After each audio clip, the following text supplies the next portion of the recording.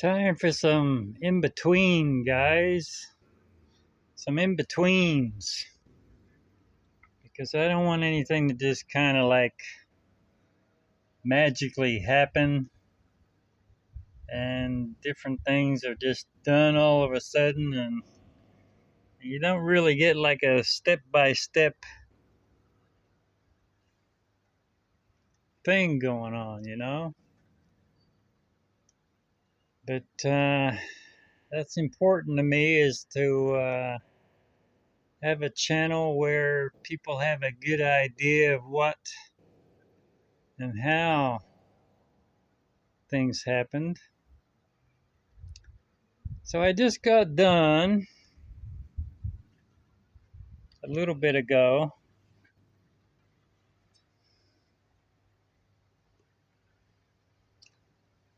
changing out the float needle on the secondary. Now it all went pretty good. I just did it right there. I just unbolted it right there. And it all went pretty well, except I seem to have an issue with this bolt right here. So might have to get a new gasket for that or something, but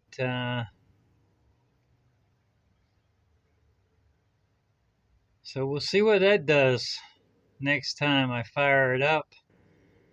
You remember I said the other day she fired up like there was no tomorrow, and then but she ran rough. So hopefully that's the fix.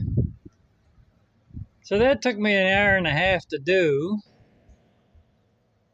But with the previous video on the primary section, the video that's titled Learn Holly Rebuild or something like that, Learn Primary Section. Well, that was actual time video. There was no, there was a couple of pauses to reach for this and reach for that, but that was actual time. And when I was doing that, I was actually learning. That was the first time that I was actually working inside a Holley carburetor. So that's important to me also, is that I'm showing new guys what the glitches will be, you know? All right, so very good for that. That's a good in-between going on. And we got an update going on the fuel tank cradles.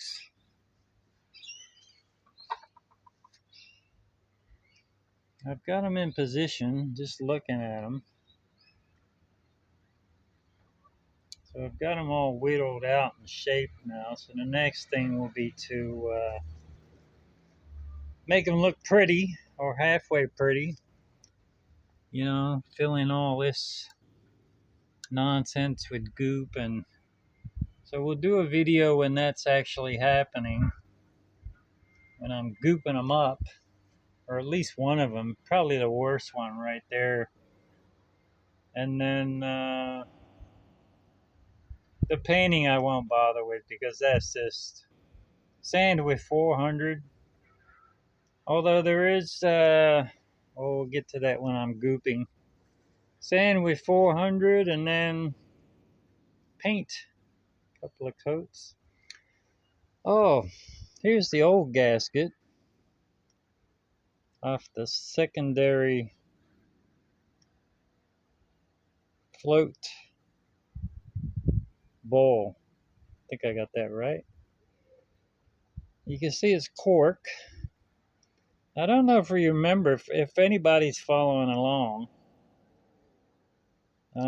those bolts that hold those bowls on, they kind of like have a big spring in the middle of them. And I think you can see those bolts. When I took one out, I actually looked at it and said, And that's what the was about those springs in the middle. I think it's to make sure that you didn't torque down too much on those cork gaskets. Which kind of makes sense, don't it? If they're spring loaded in the middle, then you really can't get too tight because the spring will take some of the tension, whereas a solid bolt won't. So that's good. All right, some things. That fuel tank over there is going to be disappeared. And I'm going to put a nice toolbox there instead. Because I'll have this big fuel tank across the back here. And the nice thing about that is it'll be raised up a little bit. So it'll take a lot of work off the pump because gravity will be helping it. So when the tank's over half full, it'll be basically level with the carburetor there. I don't know if that'll be a thing or not. But you can see the cradle here. It's a little bit below the battery box. So they'll be raised up a little bit because there'll be rubber blocks between the cradles and the frame for vibration and shock. So that'll raise them up maybe 1/4 inch. And then the rubber that goes between the cradle and the tank will raise it up about another 1/4 of an inch. So the tank, the fuel tank, should just clear the battery box. And then I'm thinking I might take out this deck plate and it might actually look good on Thunder 1. I think I can rig that up.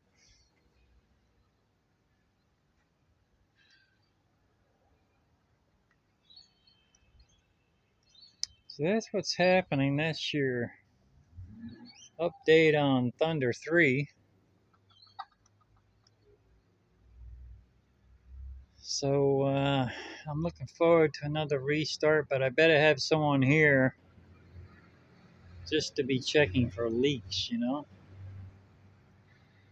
just to be sure.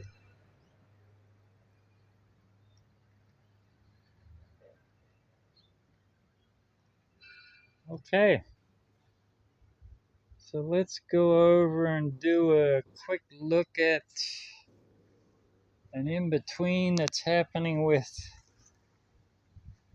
my bicycle action and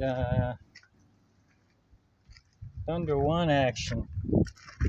There's me right there. And I've got my pale horse ready to go. And what I'm going to do is, even though she's a little bit girly looking, I'm going to start riding it anyway just to make it more convenient to work on. Because what I usually do is when I come back from the supermarket, I'll put the bicycle aside until I'm locking up for the day. So if it's convenient, then it'll be easier to do a little bit on it, Like all I'm gonna do is just sand, give the rims a quick sand, and then I'm gonna paint them black and the bars black. So I'll give the rims and the bars a quick sand. And then figure out something with the cross member there and make it a guy's bike. So this bike here is actually smaller than my other one that you saw in Redline and Idle. So the frame is smaller, but everything else is the same height. The seat height, the bar height is all the same as the 26-inch. But this one pedals way nicer. So I'm going to see how that goes instead of doing the hit action, the high intensity interval training thing. You know, like ride hard, walk, ride hard, walk. I'm just gonna see how this goes with this steady riding, which I think should go good. All right, so looking forward to that.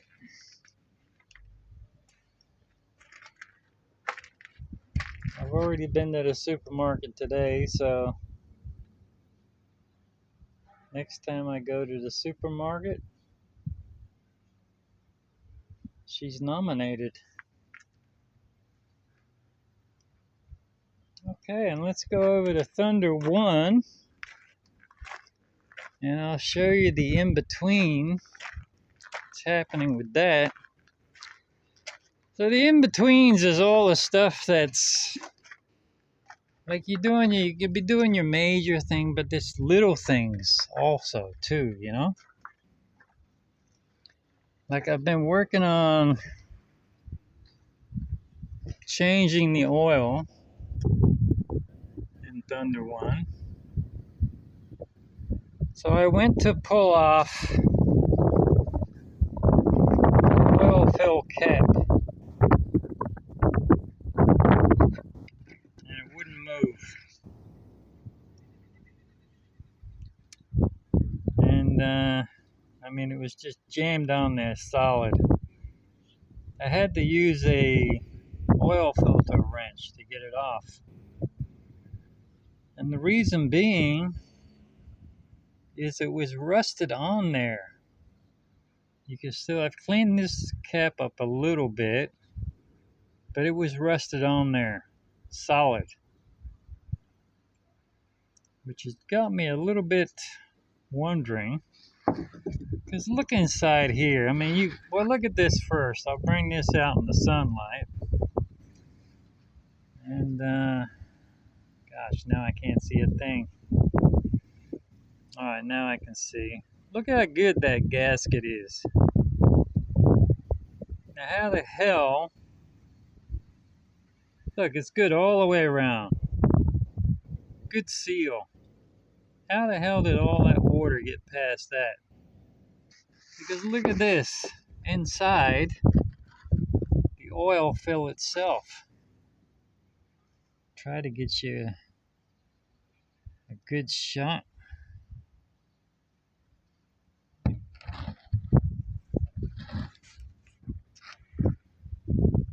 Alright, you should be able to see. Look inside there. I mean, that just doesn't seem right, does it? That's a lot of rust.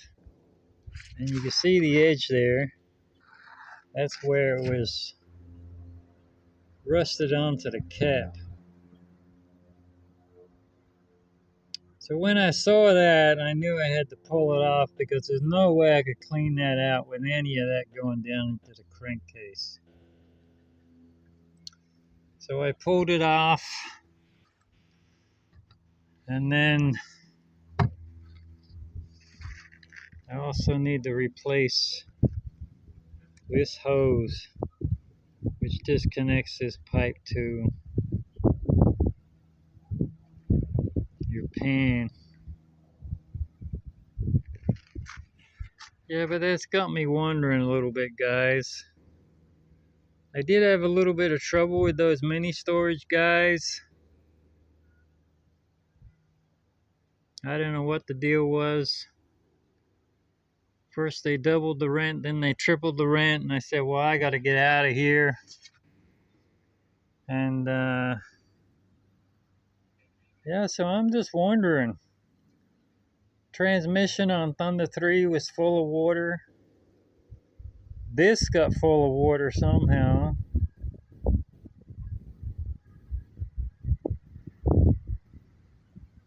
I don't know.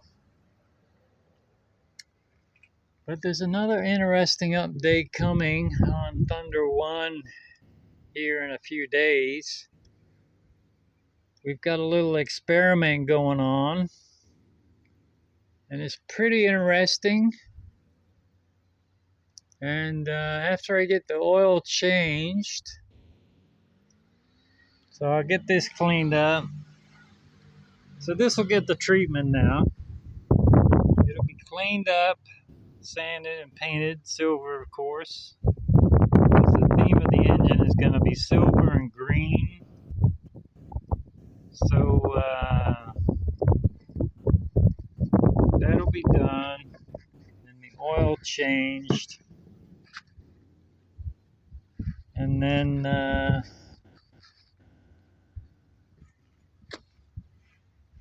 she'll be started again. I've already kind of completed the experiment, and so far so good, but I just want a final answer on it before I do a video and say, hey, this is pretty good. So I'll let you in on that next time. Bye con Dios. See you then.